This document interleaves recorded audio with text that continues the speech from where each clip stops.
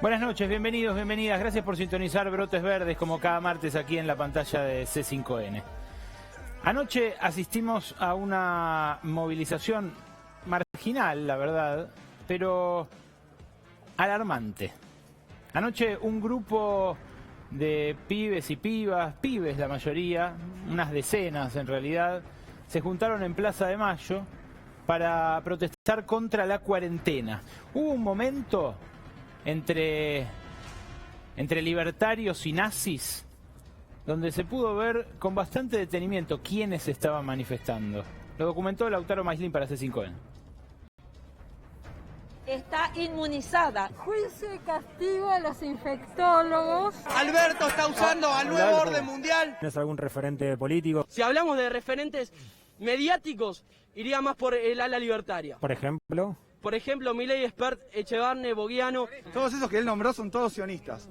Todos trabajan para el mismo plan, que es el nuevo orden mundial. Libertarios son pagados por la CIA. O sea, ¿Puedes decir de dónde sacaste que son pagados por la CIA? Porque no veo ningún tipo de documento. lo desclasificaron. Está bien, Lo desclasificaron esa información. Te Adrián Salvucci, Alejandro Biondini, son gente que está luchando en contra del nuevo orden mundial. en contra de la masonería. Yo pienso que no existe porque no hay ningún virus, no existe en realidad. No existe el virus. No.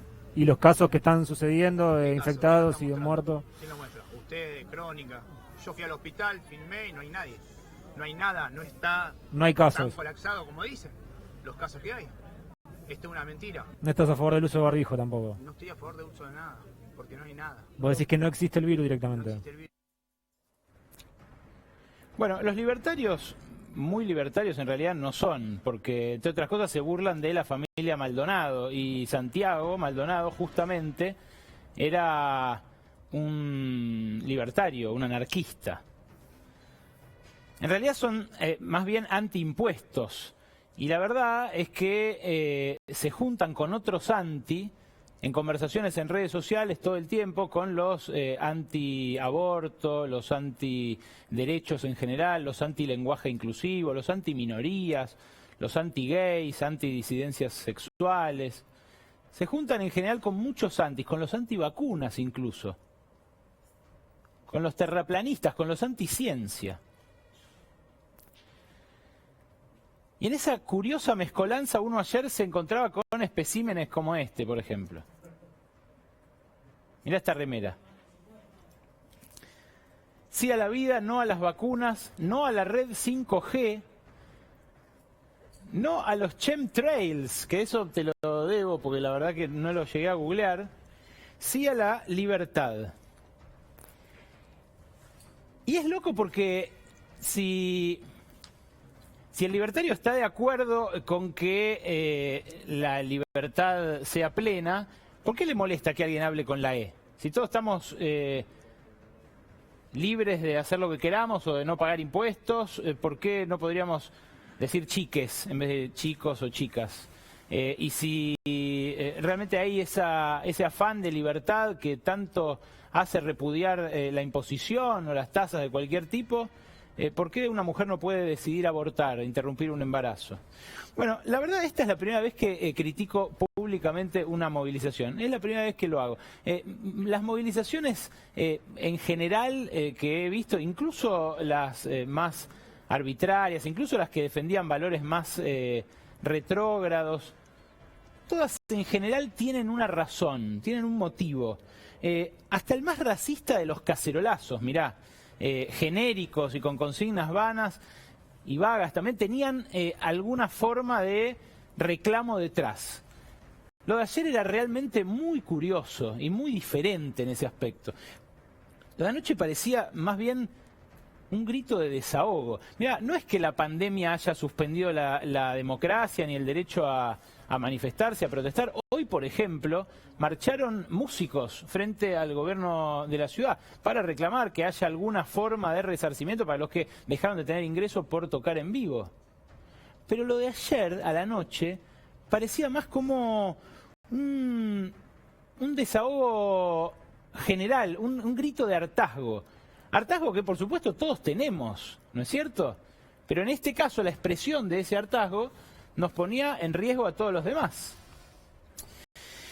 Y lo curioso es que esta militancia anti-cuarentena también está en el poder.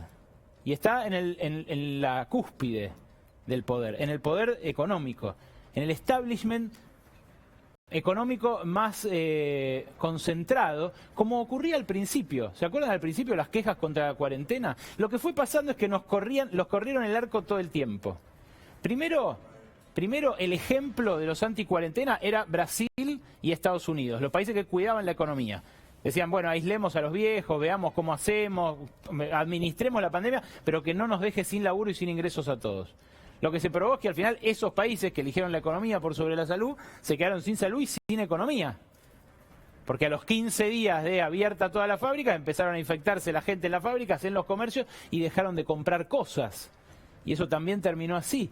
Después el modelo pasó a ser Gran Bretaña, ¿se acuerdan?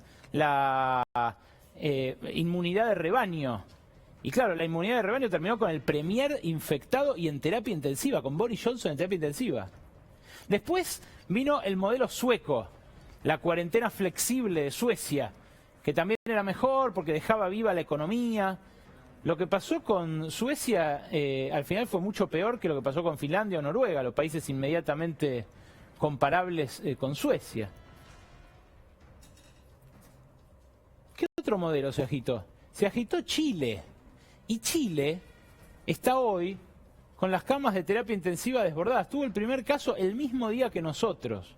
Hoy tiene el doble de muertos, pero además están desbordadas las camas de terapia intensiva en Santiago. La verdad, hoy la entrevisté a Susana Balbo, que es una bodeguera, emprendedora, empresaria, pero que fue también diputada de Cambiemos hasta 2018 y estuvo encargada incluso del Woman 20, un capítulo femenino del G20.